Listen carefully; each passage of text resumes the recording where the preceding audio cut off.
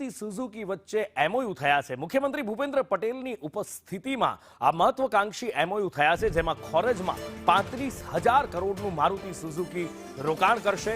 નવો vehicle manufacturing plant સ્થાપવાનો નિર્ણય લેવામાં આવ્યો છે। 1750 એકર જમીન પર આ પ્રોજેક્ટ મૂકવામાં આવ્યો છે, મૂકવાનો પ્રસ્તાવ છે। વધુ માહિતી સાથે હિરેન રાવલ મારી સાથે જોડાયા છે। હિરેન, પહેલા જ એક પ્લાન્ટ મારુતિ સુઝુકીનું છે, એક મોટું રોકાણ, અને હવે ગુજરાતના વિકાસને, ગુજરાતને ફાસ્ટ ટ્રેક પર દોડાવવા માટે એક મહત્વનો એમઓયુ।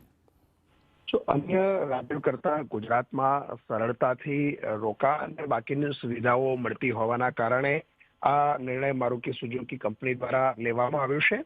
સાણંદ પછી હવે ગાંધીનગર પાસેનું જે ખોરજ છે, ગાંધીનગર અમદાવાદની વચ્ચેનું, ત્યાં લગભગ 35,000 કરોડના એમઓયુ કરવામાં આવ્યા છે, જેમાં કાર માટેનો નવો પ્લાન્ટ છે તે વિકસાવશે મારુતિ સુઝુકી।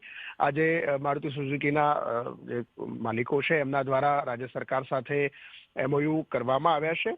એક અંદાજ પ્રમાણે લગભગ 1750 એકર જેટલી જમીન છે એ મેન્યુફેક્ચરિંગ પ્લાન્ટ માટે આપવાનો નિર્ણય રાજ્ય સરકારે પણ કર્યો છે।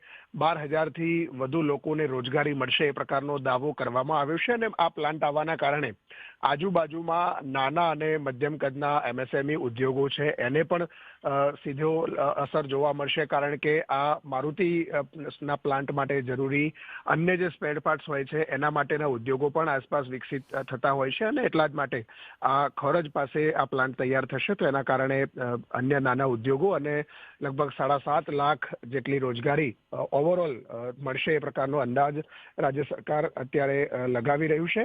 આ સાથે જ લગભગ 2.5 લાખ કારનું ઉત્પાદન ક્ષમતા ધરાવતા 4 પ્લાન્ટ છે તે બનશે, અને 10 લાખ કાર સુધીની ક્ષમતા વધારી શકાય એ પ્રકારની આગામી દિવસોમાં પણ કામગીરી કરવામાં આવશે। અત્યારે એમઓયુ પછી તાત્કાલિક ધોરણે સિંગલ વિન્ડો ક્લિયરન્સના આધારે કામગીરી શરૂ થાય એ પ્રયાસો રાજ્ય સરકાર અને ઉદ્યોગ વિભાગે પણ શરૂ કર્યા છે। હિરેન, માહિતી બદલ આપનો આભાર।